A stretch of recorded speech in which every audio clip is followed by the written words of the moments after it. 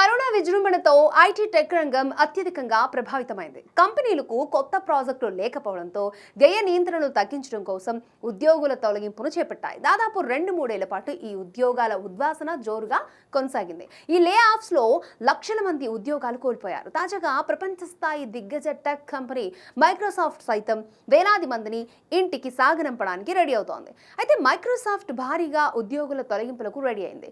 ప్రపంచవ్యాప్తంగా తమ సిబ్బందిలో దాదాపు 3% మేర ఉద్యోగుల లే ఆఫ్లు ప్రకటించనున్నట్లు పలు రిపోర్ట్స్ చెప్తున్నాయి. ఈ నిర్ణయంతో వేలాది మంది ఉద్యోగులపై దీని ప్రభావం పడే ఛాన్స్ ఉంది.